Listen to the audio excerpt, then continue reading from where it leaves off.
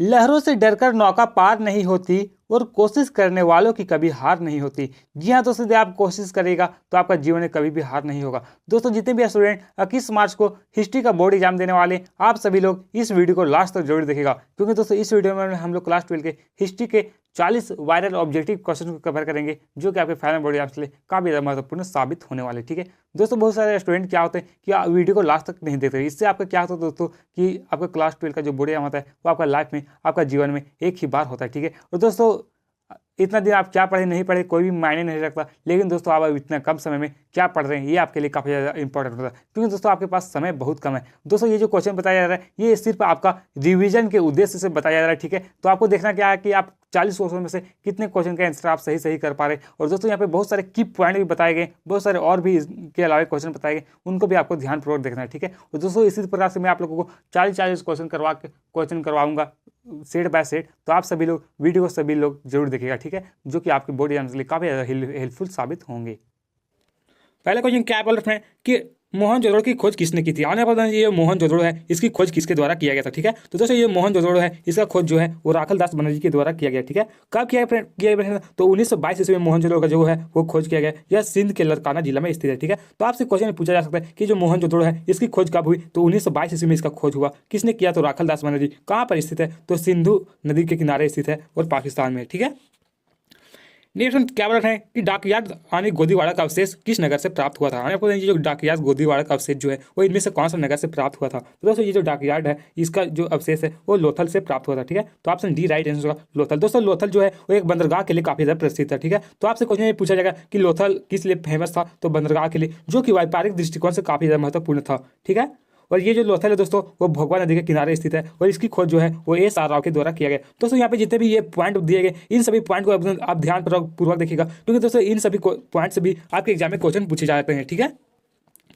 अगला क्वेश्चन 3 में दिया है कि मौर्य वंश के अंतिम शासक कौन थे। तो दोस्तों ये मौर्य वंश है, इनके अंतिम शासक जो है वो बृहदत्त थे। यानी ऑप्शन बी राइट आंसर होगा बृहदत्त। दोस्तों बृहदत्त जो है वो इसे पराजित कर पुष्य मित्र संगु ने शुंग वंश की स्थापना की थी। ठीक है, तो ये आपके लिए काफी ज्यादा महत्वपूर्ण हो जाता है।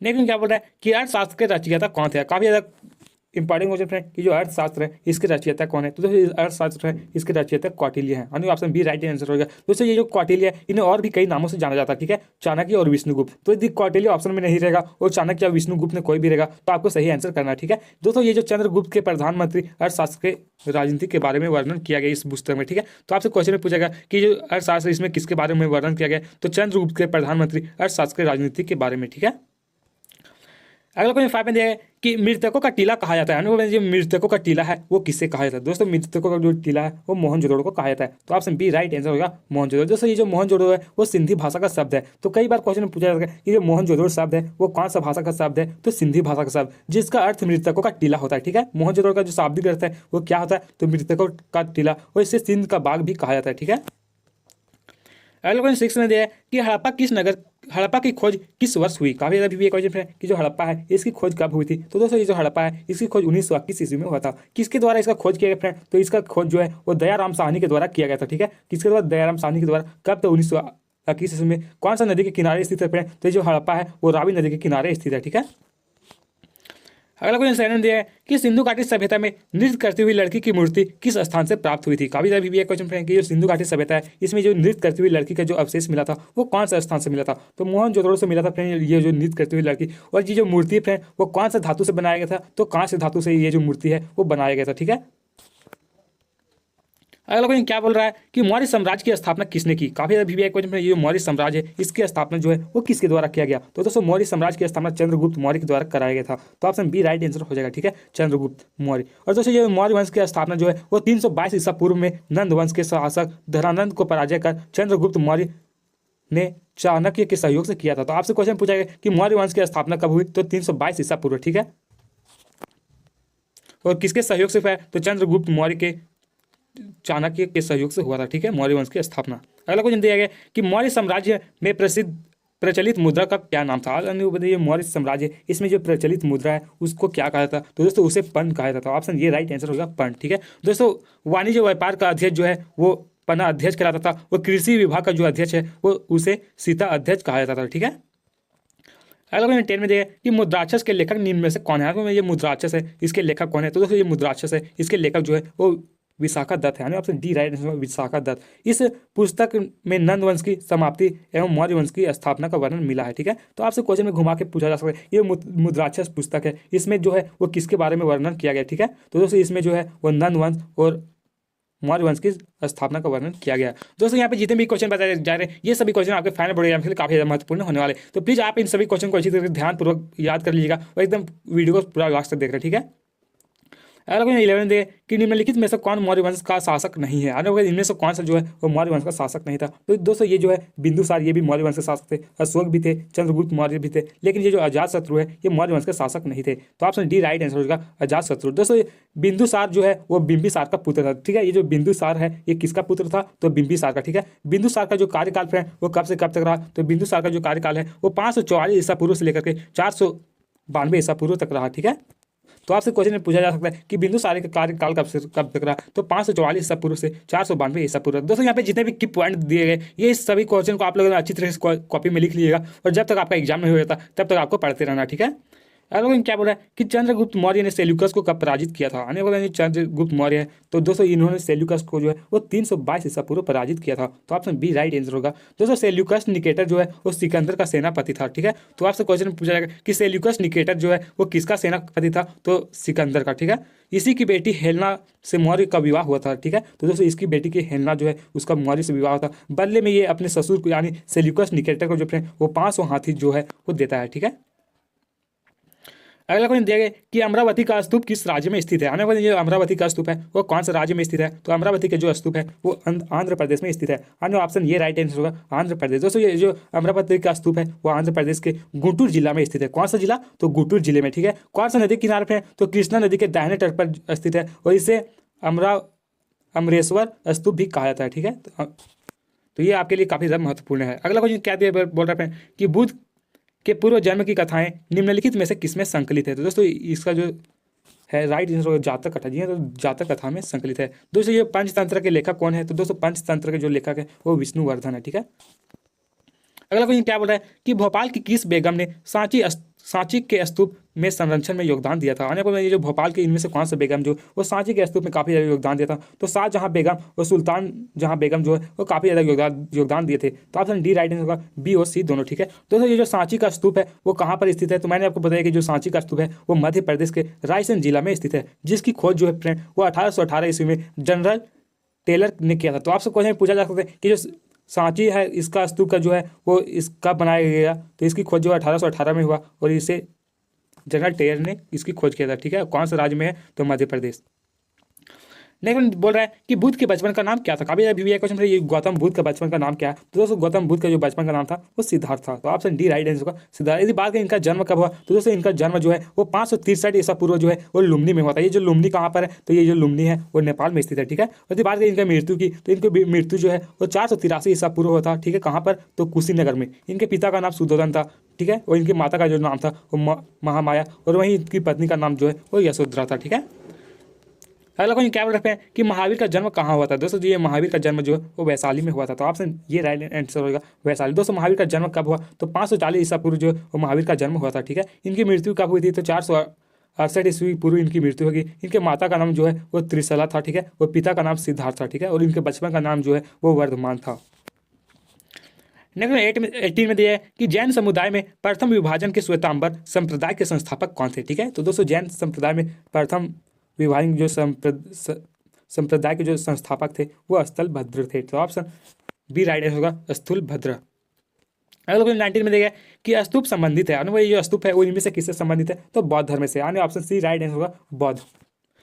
दोस्तों जिन भाई और बहनों ने चैनल को सब्सक्राइब कर लिया उन लोगों के तहे दिल से धन्यवाद। जिन लोगों ने चैनल को सब्सक्राइब नहीं किया यार प्लीज चैनल को सब्सक्राइब कर लिया, क्योंकि फ्रेंड यहाँ पे क्लास 12 का जो है वो क्लास 12 का फाइनल बोर्ड एग्जाम का बहुत ही बेहतरीन तरीके से इस चैनल में तैयारी करवाया जा रहा है। ठीक है, अगला क्वेश्चन क्या बोला है कि कुंडल वंश कश्मीर में चतुर्थ बौद्ध संगीति किस शासक के काल में हुआ था। दोस्तों यहाँ पे कुंडल वंश का पूछ रहा है कि कौन सा जो है कुंडल वन कश्मीर का जो चतुर्थ बौद्ध संगीति हुए थे वो किसके कार्यकाल में होता? तो कनिष्क के कार्यकाल में होता। तो ऑप्शन बी राइट आंसर होगा कनिष्क। दोस्तों यहाँ पे चतुर्थ पूछा, लेकिन आपसे अगर पहला बौद्ध संगीति पूछा जाएगा, पहला बौद्ध संगीति जो है वो किसके कार्यकाल में हुआ? तो प्रथम बौद्ध संगीति जो है वो अजात शत्रु के कार्यकाल में होता है, ठीक है। सेकंड बौद्ध संगीति जो है वो किसके कार्यकाल में हुआ? तो काला अशोक के कार्यकाल में जो है वो सेकंड दूसरा बौद्ध संगीति हुआ, ठीक है। तीसरा बौद्ध संगीति जो है वो अशोक के कार्यकाल में हुआ और चौथी बौद्ध संगीति जो है वो कनिष्क के कार्यकाल में हुआ। तो यहाँ से आपसे कोई भी क्वेश्चन पूछा जा सकता है कि दूसरी बौद्ध संगीति किसके कार्यकाल में हुई, पहली किसकी हुई या फिर चौथा किसका हुआ। तो आपको पूरा डिटेल में पढ़ना है ताकि आपका क्लास 12 के बोर्ड एग्जाम में एक भी क्वेश्चन आपका गलत ना हो। नहीं क्या बोल रहा है कि सूफी परंपरा में पीर का क्या अर्थ है? काफी इंपॉर्टेंट क्वेश्चन है कि ये जो सूफी परंपरा है इसमें पीर का क्या अर्थ होता है? तो पीर का जो अर्थ है वो गुरु होता है। यहाँ पे पीर पूछा गया, शायद आपके बोर्ड एग्जाम में पूछ देगा कि मुरीद का अर्थ क्या होता है, सूफी परंपरा में मुरीद का अर्थ क्या होता है? तो मुरीद का जो अर्थ है वो शिष्य होता है। जियारत का अर्थ क्या होता है? जियारत जो अर्थ है वो दरगाह की यात्रा। वहीं खानकाह की बात करें तो खानकाह का जो अर्थ है वो सूफी संतों का आवास स्थल होता है, ठीक है, या फिर विश्राम स्थल, ठीक है। अगला पूछेगा कि जिम्मी का अर्थ क्या था? तो गैर मुसलमानों से वसूला जाने वाला जो कर्ज है उसे जिम्मी कहा जाता है, ठीक है। ये जो सिलसिला है इसका जो अर्थ है वो संप्रदाय होता है, ठीक है। नेक्स्ट वन बोल रहे हैं कि भक्ति एवं सूफी आंदोलन के संतों का योगदान था। आने वाली जो भक्ति और सूफी आंदोलन है इनका योगदान जो है वो किसमें था? तो धार्मिक सद्भाव में भी इनका काफी योगदान होता था। हिंदू और मुसलमानों में एकता में भी काफी ज्यादा योगदान होता था। सामाजिक सद्भाव में भी योगदान होता था। तो ऑप्शन डी राइट आंसर होगा इनमें से सभी, ठीक है। तो ऑप्शन डी राइट आंसर हो जाएगा। नेक्स्ट क्या बोल रहे हैं कि भक्ति आंदोलन भारत के किस क्षेत्र से प्रारंभ हुआ? काफी ज्यादा इंपॉर्टेंट ये भक्ति आंदोलन है और भारत के कौन सा क्षेत्र से प्रारंभ होता? तो दक्षिण भारत से शुरू हुआ था, ठीक है। तो ऑप्शन बी राइट आंसर होगा दक्षिण। दोस्तों भक्ति आंदोलन की जो है वो शुरुआत कब हुई? तो भक्ति आंदोलन की शुरुआत 7वीं सदी में हुआ था। कहाँ से? तो दक्षिण भारत के कर्नाटक राज्य से। तो आपसे क्वेश्चन पूछा जाता है कि भक्ति आंदोलन की जो शुरुआत है वो कौन सा राज्य से हुआ था? तो कर्नाटक राज्य से, ठीक है। और शुरू करने का जो श्रेय है फ्रेंड वो किसके जाता था? तो शंकराचार्य जो फ्रेंड वो भक्ति आंदोलन की शुरू करने का श्रेय जाता है। और यदि आपसे क्वेश्चन पूछा गया कि भक्ति आंदोलन को जो है वो उत्तर भारत से दक्षिण भारत में लाने का श्रेय किसे जाता है? तो रामानंद को जो फ्रेंड वो भक्ति आंदोलन को जो है उत्तर भारत से दक्षिण भारत में लाने का श्रेय जाता है।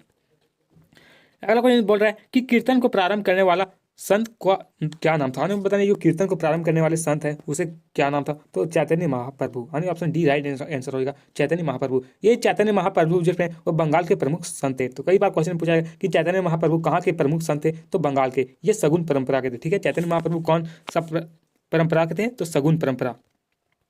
नेक्स्ट क्या बोल रहा है कि निजामुद्दीन औलिया किस सूफी सिलसिले से संबंधित है? निजामुद्दीन औलिया जो है वो इनमें से कौन सा सूफी सिलसिले से संबंधित है? तो चिश्ती संप्रदाय से। तो ऑप्शन ये राइट आंसर होगा चिश्ती संप्रदाय। दोस्तों ये जो निजामुद्दीन औलिया का वास्तविक नाम जो है वो मोहम्मद बिन यहमद बिन दलियल अल बुखारी था। काफी ज्यादा इसका लंबा नाम है मोहम्मद बिन यहमद बिन दलियल अल बुखारी, ठीक है। ये दिल्ली के 7वें सुल्तानों का काल देखा था। दोस्तों ये जो मोहम्मद बिन अलिया जो फ्रेंड है निजामुद्दीन औलिया जो है वो दिल्ली के 7वें सुल्तानों का काल देखा था, ठीक है। ये चिश्ती संप्रदाय में सबसे प्रसिद्ध सूफी थे संत थे। तो आपसे क्वेश्चन पूछा जा सकता है कि चिश्ती संप्रदाय में सबसे प्रसिद्ध सूफी संत कौन थे? तो निजामुद्दीन औलिया, ठीक है। और इनके गुरु का जो नाम था वो बाबा फरीद था।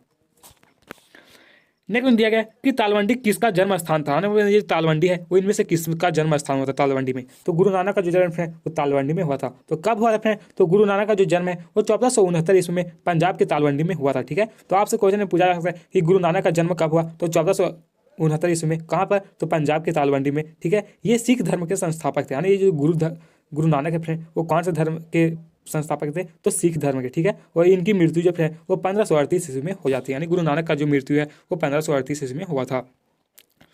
नेक्स्ट 27 दिया कि किस काल में प्रशासन में नायंकर व्यवस्था एवं आयंकर व्यवस्था प्रचलित थी? आने को इनमें कौन सा काल में जो है वो आयंकर और नायंकर व्यवस्था काफी ज्यादा प्रचलित थी? तो विजयनगर काल में, ठीक है। तो ऑप्शन बी राइट आंसर होगा विजयनगर काल। अगला क्वेश्चन क्या बोल रहे हैं कि 1565 ईस्वी में कौन सा प्रसिद्ध युद्ध हुआ था? काफी भी क्वेश्चन था कि जो 1565 ईस्वी में जो वो कौन सा प्रसिद्ध युद्ध हुआ था? तो तालिकोटा का युद्ध जो है वो 1565 ईस्वी में हुआ था। तो ऑप्शन ये राइट होगा तालिकोटा का युद्ध, ठीक है। दोस्तों ये जो तालिकोटा का युद्ध है इसे और भी कई नामों से जाना जाता है। तो दोस्तों तालिकोटा का युद्ध जो है उसे राक्षस तंगड़ी का युद्ध भी कहा जाता है। तो यहाँ पे शायद आपसे पूछेगा कि जो राक्षस तंगड़ी का युद्ध कब होता? तो दोस्तों राक्षस तंगड़ी का जो युद्ध है वो 23 जनवरी 1565 ईस्वी में हुआ था, ठीक है। दोस्तों किसके किसके बीच हुआ था? तो दोस्तों ये तालिकोटा का युद्ध है वो राम राय और आदिल शाह के बीच हुआ था। इसमें ये जो राम राय है इनका हार हो गया था और ये जो आदिल शाह है ये जीत गए थे, ठीक है। अगला क्वेश्चन 29 में देखिए कि विजयनगर साम्राज्य की स्थापना कब हुई। काफी ज्यादा क्वेश्चन है, ये विजयनगर साम्राज्य है, इसकी स्थापना कब हुई। तो दोस्तों विजयनगर साम्राज्य की स्थापना जो है वो 1336 ईस्वी में हुआ था। ठीक है, कब हुआ? 1336 ईस्वी में। विजयनगर की स्थापना जो है 1336 ईस्वी में हरिहर और बुक्का ने किया था। तो क्वेश्चन में आपसे पूछा जाता है कि विजयनगर साम्राज्य की स्थापना किसने किया, तो हरिहर और बुक्का दोनों भाइयों के द्वारा 1336 ईस्वी में इसकी स्थापना किया गया। ठीक है, और दोस्तों ये जो 1347 ईस्वी में ये बहमनी साम्राज्य की स्थापना हुआ। तो क्वेश्चन में शायद आपसे पूछा जा सकता है कि बहमनी साम्राज्य की स्थापना कब हुई, तो 1347 में बहमनी साम्राज्य की स्थापना हुई थी। ठीक है, नेक्स्ट वन दिया है फ्रेंड कि कृष्णदेवराय किस साम्राज्य के राजा थे। यानी आपको कृष्णदेवराय है जो कि काफी ज्यादा प्रसिद्ध व्यक्ति थे। ये जो कौन सा साम्राज्य के राजा थे, तो विजयनगर साम्राज्य। ठीक है, तो दोस्तों विजयनगर साम्राज्य की स्थापना कब हुई? 1336। मैंने आपको पहले ही बताया कि विजयनगर साम्राज्य की जो स्थापना है वो 1336 ईस्वी में हुआ था। ठीक है, दोस्तों ये कृष्णदेवराय है विजयनगर साम्राज्य के तुलु वंश के शासक थे। ठीक है, तो आपसे क्वेश्चन पूछा जाता है कि तुलु वंश के शासक कौन थे, तो कृष्णदेवराय इस साम्राज्य के सबसे महान भी शासक थे। तो आपसे क्वेश्चन पूछा जा सकता है कि विजयनगर साम्राज्य जो है उसके सबसे प्रमुख शासक कौन थे, सबसे शक्तिशाली शासक कौन थे, तो ये जो है वो कृष्णदेवराय। ठीक है, इन्हें जो फ्रेंड वो आंध्र भोज और अभिनव भोज का उपाधि दिया गया था। तो आपसे शायद क्वेश्चन पूछा जाएगा कि आंध्र भोज और अभिनव भोज का उपाधि इनमें से कौन सा व्यक्ति के दिया गया था, तो कृष्णदेवराय को।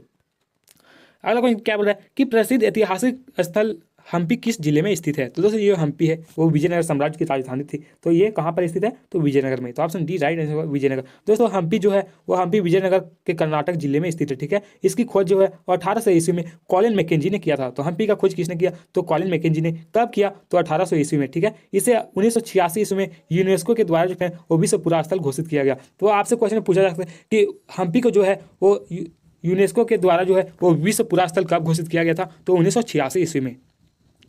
अगला क्वेश्चन क्या बोल रहे हैं कि कृष्णदेवराय के दरबार में अष्ट दिग्गज कौन थे। दोस्तों कृष्णदेवराय के दरबार में जो अष्ट दिग्गज थे वो 8 तेलुगु कवि थे। यानी option B right answer, 8 Telugu कवि।